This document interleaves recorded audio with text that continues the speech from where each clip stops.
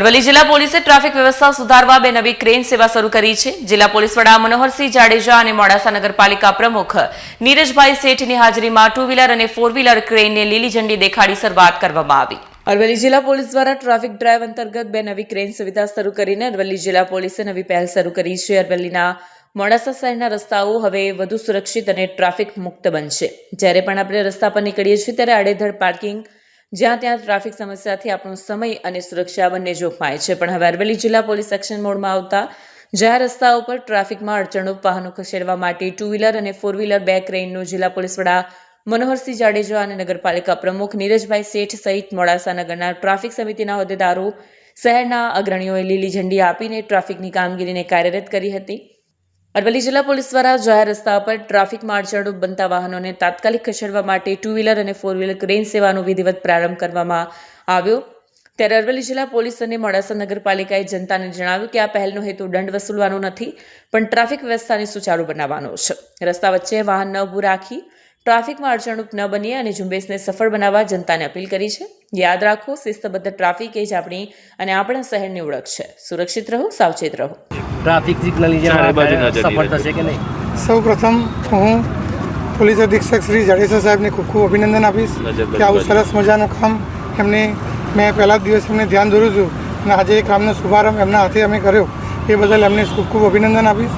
બીજું, મોડાસા નગરની ખાસ જનતાને વિનંતી કરીશ કે આ જે ટોઈંગ વાન ચાલુ કરી છે જે 2 વ્હીલર અને 4 વ્હીલર બંને માટે છે, તો મોડાસા નગરની જનતાને આ ટ્રાફિકના અડચણરૂપ માટે જ છે કરેલી છે અને મોડાસા નગરની સુખાકારી માટે છે। તો દરેકે આની વિનંતી કે આનું ધ્યાન દોરે અને ખાસ વિનંતી કે જે પાટાની અંદર આપ વ્હીકલ મૂકો છો એની અંદર જ આપ મૂકો તેવી મારી નમ્ર વિનંતી છે।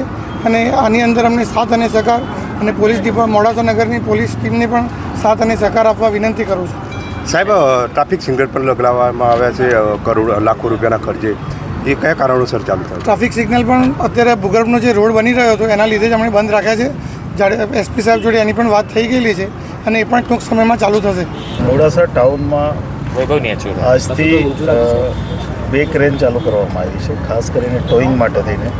જે લોકો અડચણરૂપ પાર્કિંગ કરે છે, જે મેઇન રસ્તાઓ ઉપર ટ્રાફિકના પ્રશ્નો થાય છે, એને માટે થઈને અગાઉ ઓલરેડી નગરપાલિકાએ અમને એક ટ્રેક્ટરની ફેસિલિટી આપેલી, પણ પ્રોફેશનલ ટ્રેન્ડ માણસો સાથે પ્રોફેશનલ જે ક્રેન ઓપરેટર છે એની સાથે અમે આજે એક 4 વ્હીલર માટે અને એક 2 વ્હીલર માટે આ ક્રેનની નગરપાલિકાના પ્રમુખશ્રી, અમારા ટ્રાફિક ટ્રસ્ટના સભ્યો અને અન્ય આગેવાનો સાથે આજે એક શુભારંભ કર્યો છે।